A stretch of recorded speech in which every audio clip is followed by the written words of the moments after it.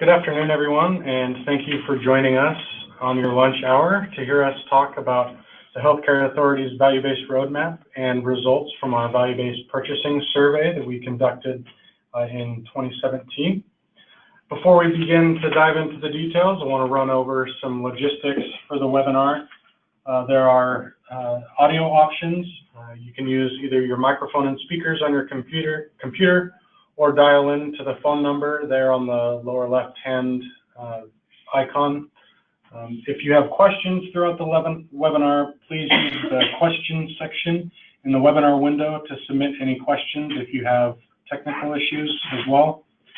Time has been set aside at the end of the presentation to answer questions, and I realize we are covering two separate topics, but we do ask that you hold your questions about the roadmap till the end of the session, and hopefully we can answer them at that time.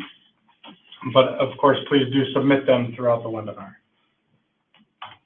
Today's panelists are going to be Michelle Needham, our Chief Policy Officer, and JD Fisher, a Senior Health Policy Analyst. And today's agenda, again, will cover HCA's Value-Based Roadmap, results from the annual Value-Based Purchasing Survey from 2017, and questions and answers at the end. So to kick it off, Michelle's going to set the stage for the Value-Based Roadmap. Thank you, JD. As JD mentioned, I'm Michelle Needham, the Chief Policy Officer for the Healthcare Authority, and I'm just here to introduce the topic and our role within the agency. As you know, Healthcare Authority is a unique public purchaser as the largest purchaser in Washington State, purchasing care for 2.2 million lives within the Medicaid Apple Health Program through our 5 managed care organizations and their partnerships, as well as some fee-for-service, and about 370,000 employees and retirees covered through the Public Employees Program. So in total, we purchase over $10 billion of care annually through those 2 programs. We also convene stakeholders around important initiatives, including the Healthier Washington Initiative, built on the State Innovation Model Grant, and a Medicaid Transformation Project as a 1115 waiver. So we contribute to creating and implementing policy and seek to engage and influence the health system broadly across the state. As one of the largest purchasers in the state, we've set goals for spending to help drive health system transformation through paying for value. By 2021, in partnership with providers, purchasers, and payers, Washington will leverage its purchasing power to move to 90% of its health market from fee-for-service to value-based payments, and help drive 50% of the commercial and non-state payments into value-based payments. By doing so, we expect Washington's annual healthcare cost growth to be below the national trend. Through paying for value, we will continue to test, improve, and bring scale, shared savings, and cost of care models. We also implement payment and delivery models through Apple Health and the Public Employees Program that support whole person, high quality care. Thank you, Michelle. And this is JD Fisher. I'm Senior Health Policy Analyst at the Healthcare Authority. And when we talk about paying for value, language and definition are critically important, both for aligning with what else is happening throughout the market and also supporting our partners. And to try to align and try to maintain consistency, we have adopted the alternative payment model framework that CMS developed through the Healthcare Payment and Learning Action Network, and we use this to help define and measure value-based payments in our state. And when we talk about our paying for value goals, we have considered categories from this framework of 2C through 4B to be true value-based payments. Importantly, these categories and subcategories include payment models that directly tie payment, shared savings, or penalty payments to performance on specific quality measures. We've used this framework to help design and inform our value-based roadmap, and this roadmap really lays out how we will build on a set of foundational principles to ultimately shift 90% of our healthcare payments to value-based payment arrangements by the end of 2021.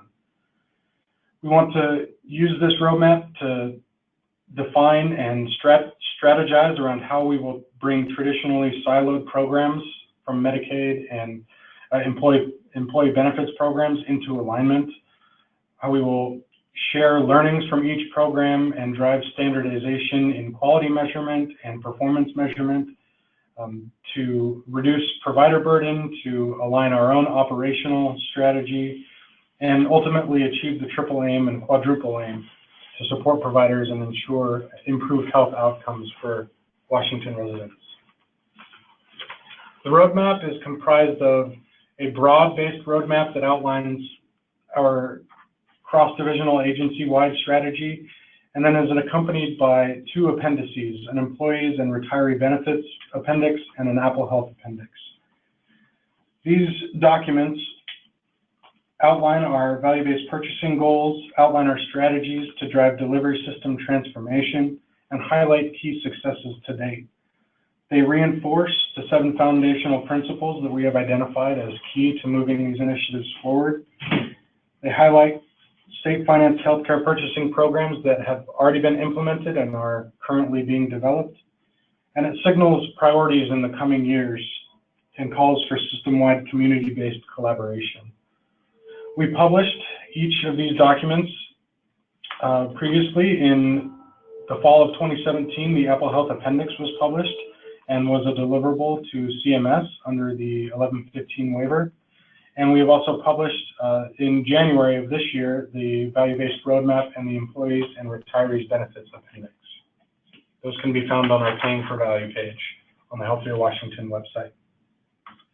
A few highlights from the Value-Based Roadmap across programs include the implementation of the Medicaid Transformation Project in Apple Health, the implementation of the 1% withhold in the new MCO contracts. Then in our Public Employee Benefits program, we launched a Total Joint Replacement and Center of Excellence program in partnership with Virginia Mason and Primera as the third-party administrator for that program. We expanded the Accountable Care program to 4 additional counties, bringing a new benefit option called UMP Plus to additional state employees. And then the governor signed House Bill 2242 that directed the Healthcare Authority to create the School Employees Benefits Board. And we have facilitated some initial board meetings for that program. And we look forward to implementing new programs and benefit options for school employees beginning in 2020. A few details about the Apple Health Appendix. This document is updated annually to ensure that best practices and lessons learned are captured and incorporated into HCA's overall vision. It is, as I mentioned previously, it is a deliverable to CMS and updated to meet terms and conditions of our agreement with the federal government. It highlights activities both under the 5-year Medicaid Transformation Project and also broadly across the Apple Health program. Some details about the Employees and Retiree Benefits Appendix. Similarly, this appendix reflects specific initiatives and changes pertaining to our public employee benefits programs and demonstrates how the Healthcare Authority is paying for value to drive common elements across programs. Some highlights from this appendix include the Accountable Care program and its expansion, the Center for Excellence and Total Joint Replacement, as well as future bundled payment initiatives that we are developing and planning for, the future of our fully insured product, and the development of the School Employee Benefits Board. This concludes the overview of the Value-Based Roadmap. As I mentioned earlier, if you have any questions and would like clarifying information, please either submit your questions through the text box or hold your questions to the end. And again, each of these 3 documents can be found on the Paying for Value page of the Healthier Washington website. Now I'd like to transition to talk about our annual value-based purchasing survey. In 2017, we issued the 2nd annual Paying for Value survey across the state to providers and health plans.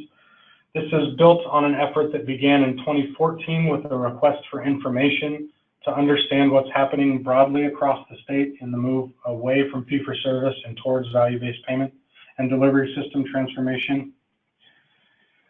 This year, we released 3 separate surveys, one geared towards Medicaid managed care organizations, one for commercial and Medicare Advantage health plans, and one for providers.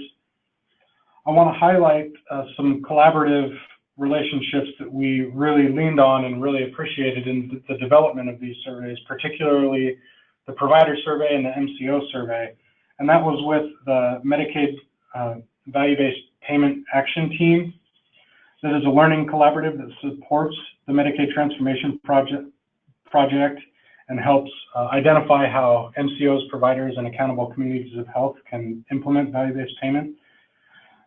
This action team was a key partner in developing these surveys and disseminating the surveys to their partners.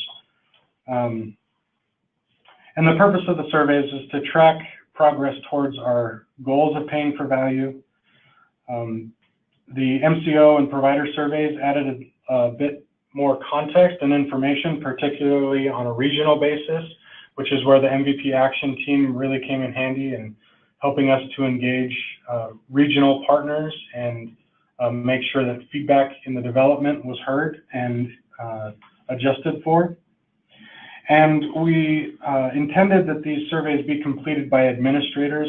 This is partly done in order to reduce provider burden and also to address some comments on and feedback we've heard on survey fatigue. We want this to be simple, straightforward, understandable, and give us the most amount of information with the least amount of challenge for our partners. To disseminate the survey, we use direct outreach from healthcare authority leadership to share the surveys both with MCOs, health plans, and provider organizations. We used our Healthier Washington feedback network to disseminate messages around the publication of the survey and highlight timelines. And then we used the MVP action team and accountable community of health executive directors to engage regional partners and provider organizations and solicit feedback and responses. And again, I want to show this slide again that we based a lot of this survey on the framework developed by CMS to define and outline alternative payment models. And this, I'll show you some screenshots of the templates and how this framework was used to develop these surveys. Beginning with the payer survey, we created a template that included, asked for total annual statewide payments by APM category, annual covered lives as defined by member months in each APM category. And then we asked for barriers and enablers that help or inhibit the adoption of value-based payment arrangements. Asked a question on what types of quality metrics are applied to current value-based payment contracts, and then asked about how some traditional organization functions have been shared or transferred from or to providers, such as care coordination, utilization management, and provider payments. As you can see on the quantitative tables on the left, table 1 and table 2, we used that APM framework on the rows moving from top to bottom and highlighted the subcategories and asked for the quantitative information to be input into that table accordingly. Something else I want to call out is that we asked managed care organizations to report on these questions on a regional basis. So we had a separate table for MCOs to complete that broke these payments and covered lives down by accountable community of health. The provider survey was similarly arranged, but in a slightly different fashion. We placed less of an emphasis on the quantitative information and tried to streamline the survey to be contained in one Excel sheet and it was designed to be completed in 30 minutes or less by a provider organization administrator. We asked for things like provider name, provider type, size, and service location. Multiple options were available to select for these questions. We did ask for total revenue by APM category and by sector from Medicaid, Medicare, other government, commercial, and self-pay. We then asked for providers to rate their experience with value-based payments, provided they had previously engaged in these payment models. We asked them to list their enablers and barriers similarly to the payer surveys. And then we asked them to project their future participation in VBP. Do they plan to stay the same, increase their involvement, or decrease their involvement in value-based payment models? For our health plan surveys, we received responses from all 5 managed care organizations and 5 commercial and/or Medicare Advantage plans.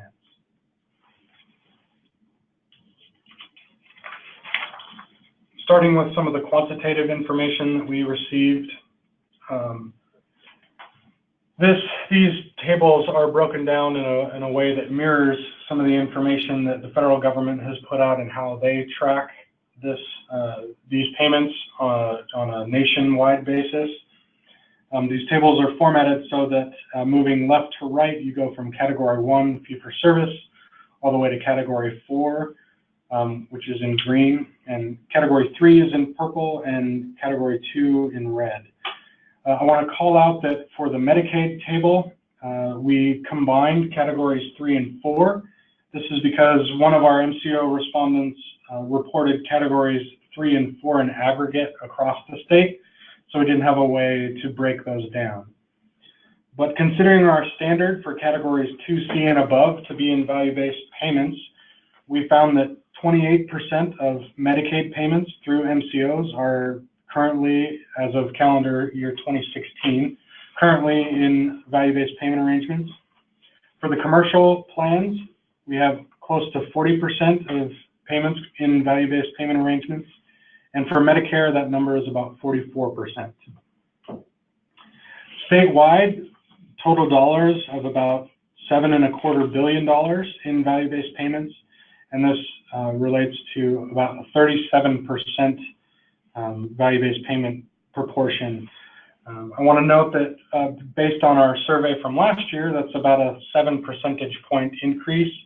And that's not a direct apples-to-apples comparison. We did adjust the survey a bit and had greater responses this year than last year. So maybe not complete data from last year, but I think we are encouraged by the progress we are seeing according to this survey. For Medicaid, as I mentioned, we did ask MCOs to break down their payments by accountable community of health.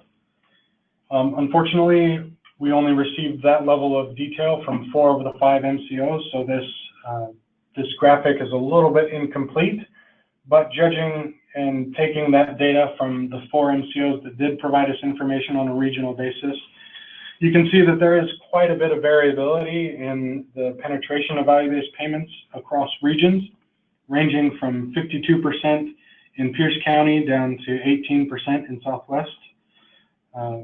Now, we would be interested to see how this plays out over time, and considering next year, hopefully we get this level of detail from each MCO and we'll have a more complete information.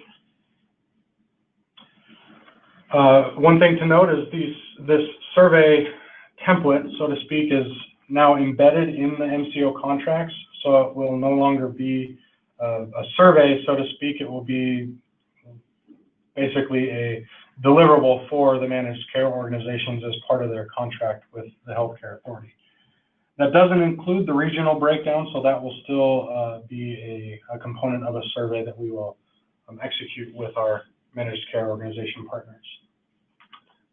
Moving on to enablers and barriers, we had plans rate from a list of barriers and enablers from 1 to 5, which was the highest and which was the lowest, or their top 5 barriers and enablers rather. And we took those scores and gave them an average out of 5 to aggregate the top 3 from both categories. We found that for enablers, trusted partnerships and collaboration was the highest, found most helpful at an average score of just over 4. Having aligned incentives across contracts was the second highest at a score of just over 3. And aligned quality measurements and definitions for quality measures was third at 1.6.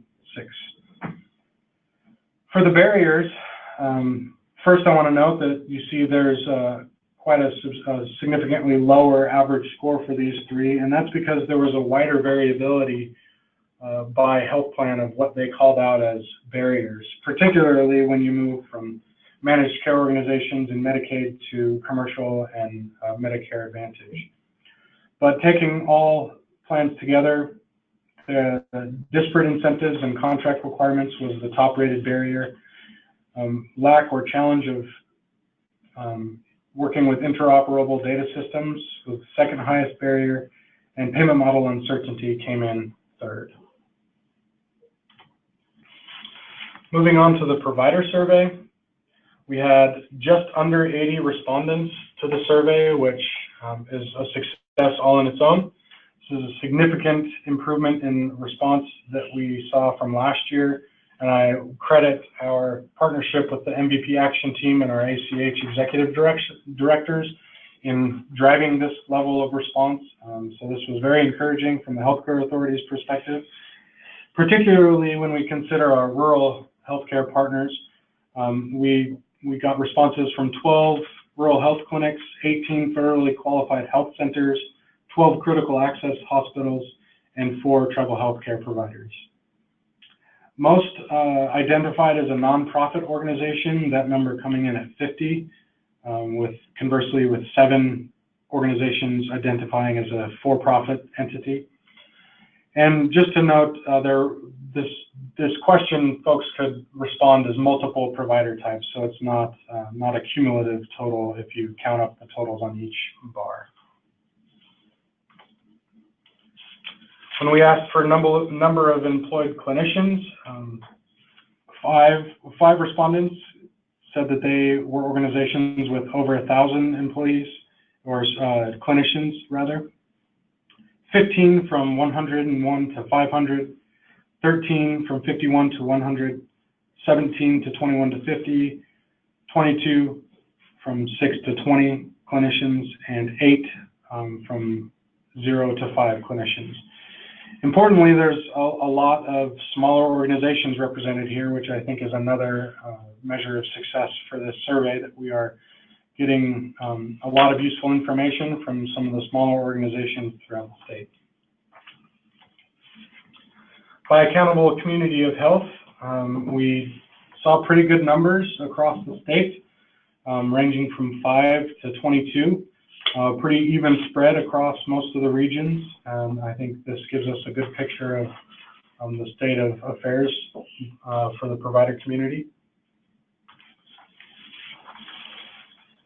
When we asked for experience with value-based payment arrangements, this is another encouraging finding that only 2 respondents said that they had a somewhat negative or very negative experience with VBP, with 30 respondents noting a positive experience.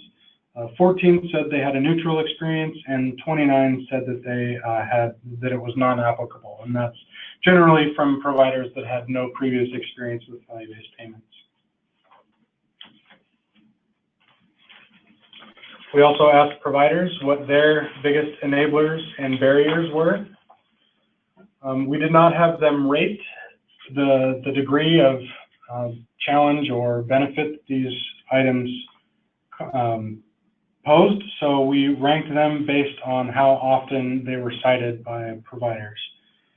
So the biggest enablers were aligned incentives or contract requirements. 26 respondents noted this enabler. 26 respondents also noted trusted partnerships and collaboration with payers being a strong enabler. Aligned quality measures and definitions ring in at 24 respondents. Notably, each of these three enablers were similarly reported by the health plans as a top enabler. For barriers, lack of interoperable data systems came in at the top, and 48 of the 78 providers noted this as a barrier. Lack of timely cost data to assist with financial management was second, and lack of access to comprehensive data on patient populations was third.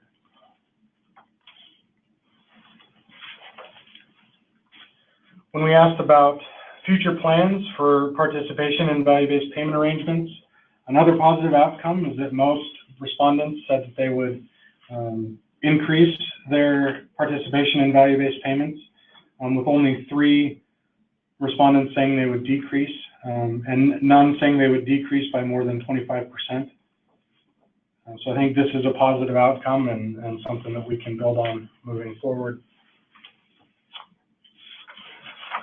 So a summary of the value-based payment survey from both payers and providers. When we combined the two, and you can see it color-coded here, the top 3 enablers were shared by providers and payers. So aligned incentives and contract requirements were important to all respondents. Trusted partnerships and collaboration was a top enabler as well, and aligned quality measures and definitions. So we take these things, and these are things that we will certainly continue to work towards. I think we're doing a lot of this work around the measures, and with the Performance Measure Coordinating Committee is doing great work, and we've tried to align our state-based financing strategies and payment models using that set of quality measures. And trusted partnerships, I think, is something that everybody would advocate for. And similarly with aligned incentives and contract requirements, and we've certainly taken that message to heart when we think about how we're structuring incentives and contract requirements across our programs. Some top barriers that are shared by providers and payers: lack of interoperable data systems and misaligned incentives and contract requirements. I think these indicate some areas that could be invested in to support both providers and payers move the needle towards value-based payments.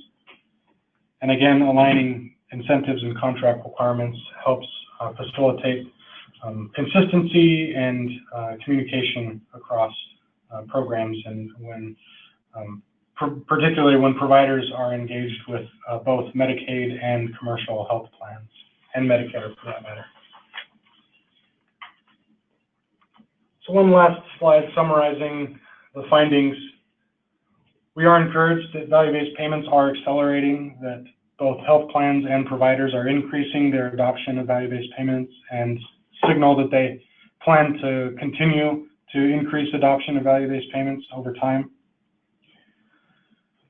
Judging from our survey results last year, we do see that there is an increase in the payer and provider level of VBP engagement.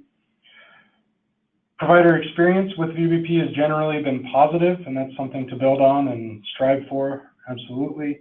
Providers generally plan to increase VBP participation, and again, this is an encouraging signal. And some things we found that we can promote and help our partners align on to help facilitate the acceleration is to maintain transparent, consistent, and clear incentives, both in contracts and strategic discussions, to maintain alignment on quality measures, to foster collaborative and trusting relationships, and to invest in interoperability. And these are things we are actively involved in and look to partner on as we move these initiatives forward. That concludes the presentation portion of the webinar. I think we have a few bonus minutes for questions.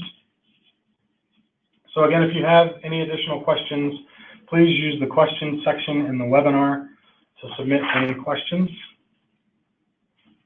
And we already have a few come in. So reading from some of the questions submitted, are there any updates you can share on upcoming bundled payment programs from the Healthcare Authority? similar to the Center of Excellence for Joints? Specifically, are there target dates for a new RFP announcement and submission? And is there confirmation of a procedural area? We are working on a new procurement, and we do plan to release that this quarter. No specific timeline, but it will be coming soon.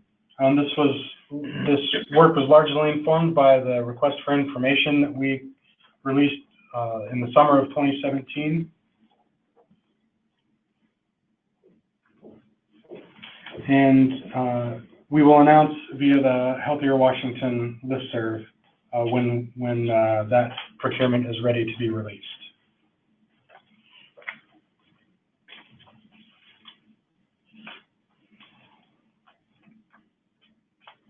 Another question pertaining to the survey. First, a thanks for outlining the 3 versions. Question is, which version is the same for determining whether ACH regions are hitting VBP targets? The assumption is that it's the MCO regional breakdown, but could we please confirm? So when we talk about the MCO contracts and the 1% withhold, the withhold is just a statewide number, so the regional breakdown will not apply to the withhold. But for the Medicaid Transformation Project, right now we would base the regional progress on the MCO survey based on the regional breakdown, but how we address that moving forward is in development, and whether or not we're going to seek information from ACHs or stick with getting that data from the plans and providers. Likely, I imagine we would stick with the surveys from the plans and providers.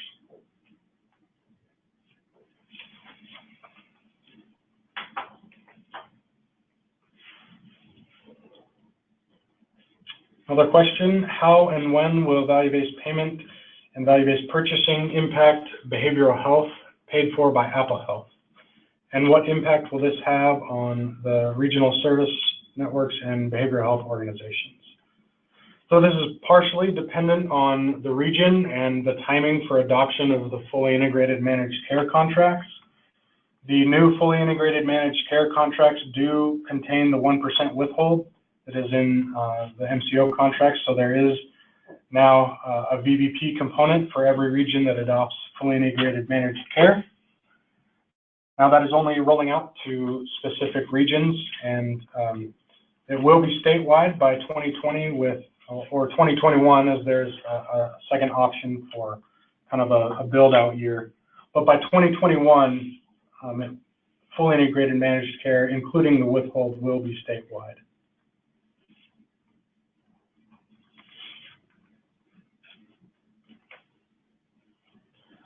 Another question, and this relates to data and interoperability. What is being done to improve interoperability? Well, we do recognize that data is key and critically important for value-based purchasing and for payment models to be successful, both from the provider perspective and the health plan perspective. We have made internal investments as an agency in our own health information technology, and we'll continue to strive to make health information exchange and health information technology investments. One of our primary areas that we're doing this is through the clinical data repository. We're investing heavily in that program, and it is up and running, and we hope to bring that to scale in future years. We are also looking to leverage multi-payer data systems. We have a pilot project under the State Innovation Model Test Grant that strives to align data sharing across payers in a unified way, in a common format. We're exploring ways to align payment models and data sharing in a rural setting. But we do understand that this takes significant investment, and we are looking for areas to support other investments and build on investments currently in place, including the all-payer claims database.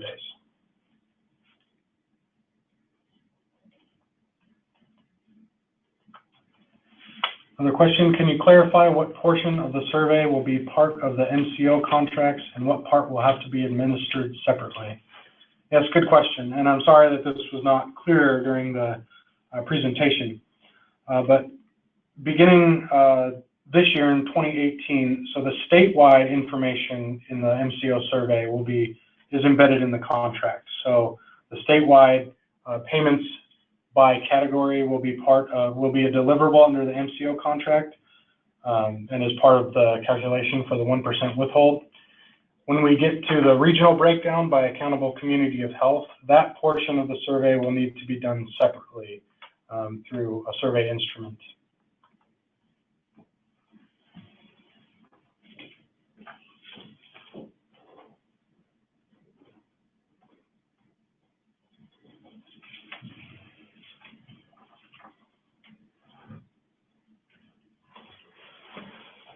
Another question, are there plans for value-based purchasing to be applied to long-term care programs or services paid for by Apple Health? The answer to this question is yes, and that those plans are under development. And we don't have any details to share at this time, but we are working on a plan to bring VBP to those programs.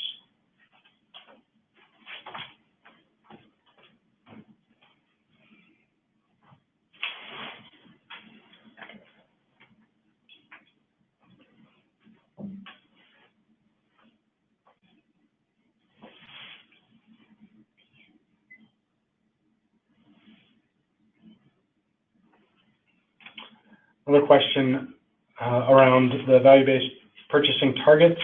Will they be assessed as a % of total payments as displayed in these slides? Previous communication has at times mentioned the % of contracts or % of payments covered by a VBP arrangement. So at present, we are considering total payments, but the surveys did include a definition for what dollars to be included. So there are certain payments and administrative spending that we are not including in the denominator for those payments. So we are interested. I mean, I think the % of contracts and % of patients covered and member months is still useful information. But when it comes to the 1% withhold and the accountability pieces, our view is that the payments is still the best denominator and the best measure.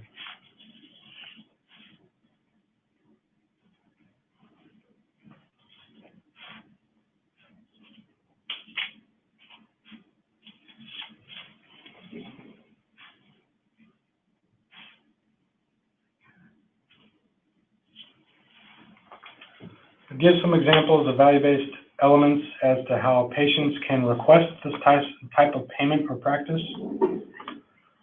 So this is a little of a tough one because value-based purchasing really is a lever used by the employer or the purchaser, and value-based payment arrangements is really a strategy implemented by health plans in partnership with providers.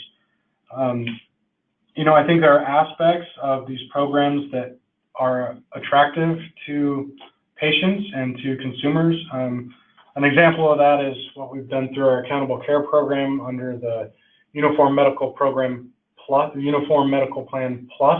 benefit option for public employees.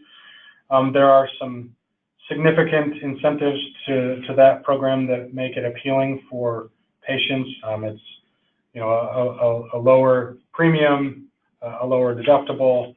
There are some increased access components and telehealth components to that benefit option. So it really comes down to promoting the aspects of the payer-provider relationship that are a result of VBP, not necessarily telling consumers to expect VBP from their providers. It's really a means of getting to the ends of better care and more coordinated care.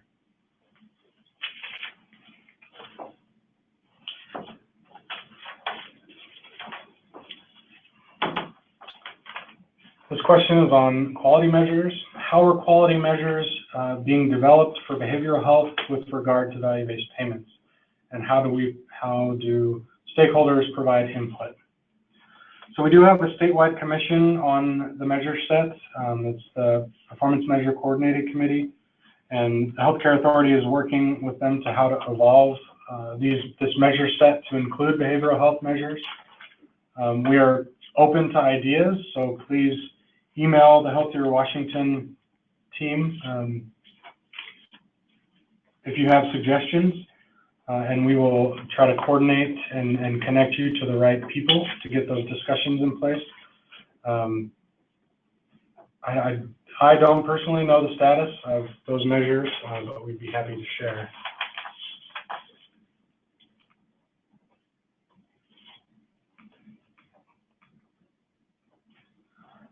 Are there plans to bring early intervention and developmental disability to value-based purchasing? This is a great question and something for us to consider, and we will bring this question back. And just for folks tuning in, we are logging these questions and we'll note them for follow-up, particularly where we don't have the answer right away. So yes, for intervention and developmental disability and VBP, that's something we will take back and consider.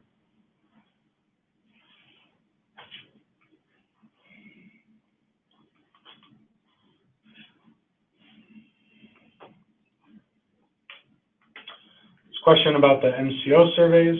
Can the Healthcare Authority share the regional MCO responses with accountable communities of health? And if that is the source for determining whether ACH regions will meet VBP incentive targets, it's relevant information for them to have and inform discussions with MCOs and provider partners. We would have to get permission from the managed care organizations to share that level of detail. We would be happy to share some aggregate detail with ACHs, but we're not able to share individual responses at this time.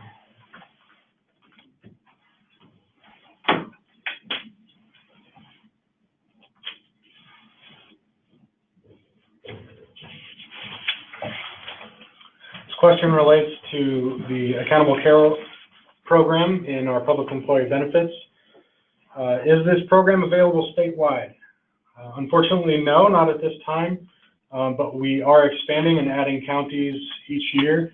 When it launched in 2016, it was only in 5 counties along the I-5 corridor. We added 4 counties last year and are looking to add additional counties over time.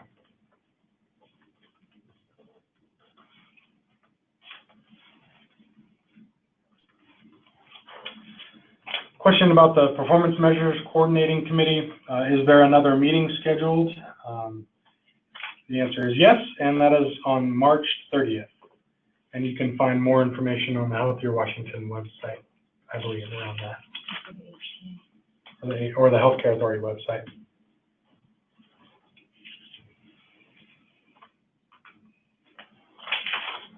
Question, how are you sharing results from value-based purchasing programs?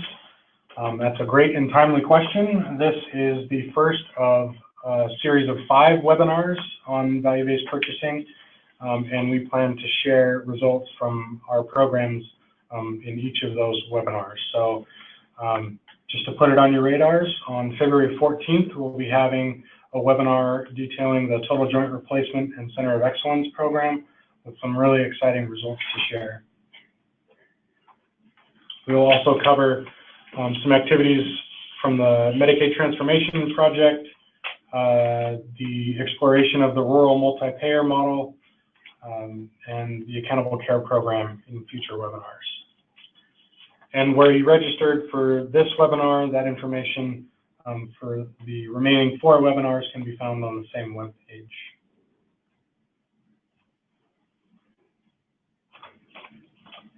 Another question, what are other employers doing regarding adopting and advancing value-based payment arrangements? So there's some interesting work being done. Boeing, probably the chief player to call out. They were really the true first mover in Washington in launching an accountable care organization product for their employees. We have worked closely with them in the past on presentations and promotion of value-based purchasing strategies. They were a participant in our Value-Based Purchasing Purchaser Summit, Purchaser Symposium last fall. And we are actively engaged with conversations with other purchasers throughout the state, both in group settings and one-on-one settings to promote, share learnings, and help folks implement value-based purchasing strategies. Particularly the Purchaser Affinity Group at the Washington Health Alliance is very actively engaged in these conversations, and the members are actively looking for ways in which they can implement some of these strategies in their own purchasing programs.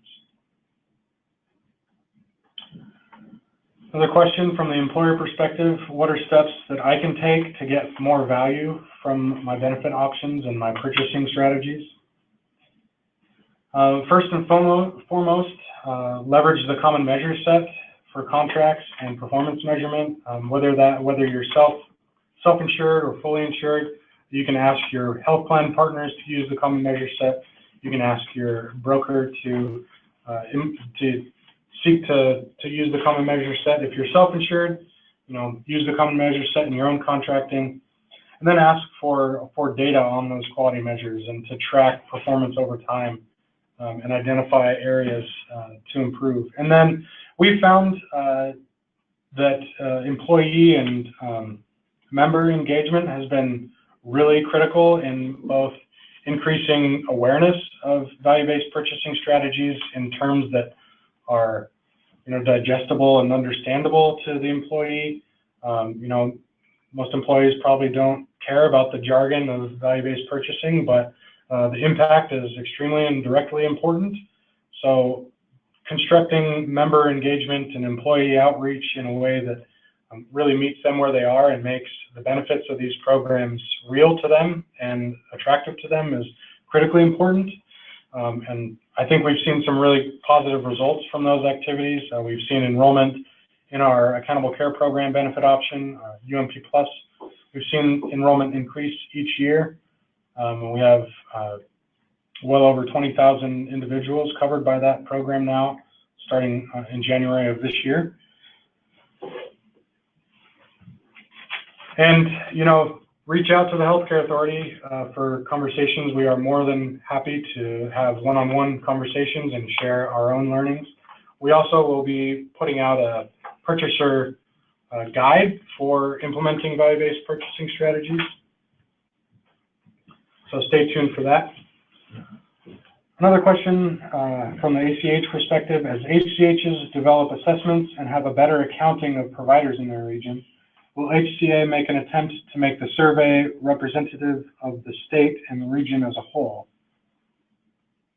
And that is a good question and something we will take back and consider for future surveys.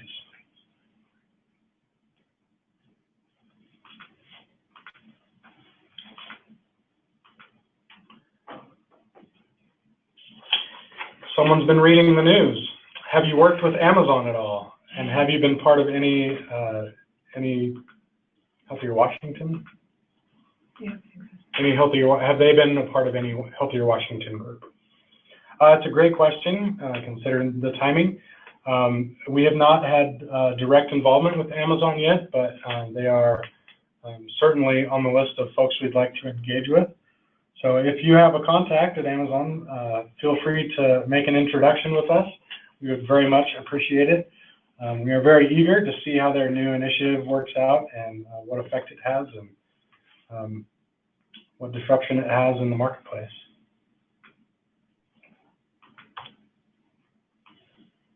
So some more information on how you can get involved with Healthier Washington, with the Healthcare Authority, and our paying for value strategies.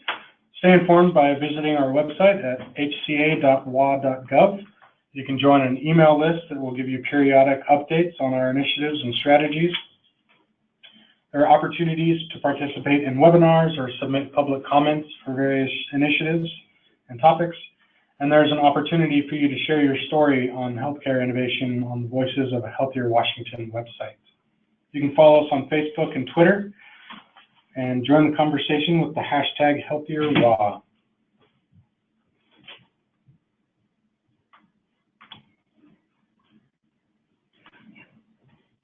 And I think that's going to conclude our webinar. So thank you very much again for tuning in. We really appreciate the attendance, and do take a look at the upcoming webinars and feel free to register if you are interested.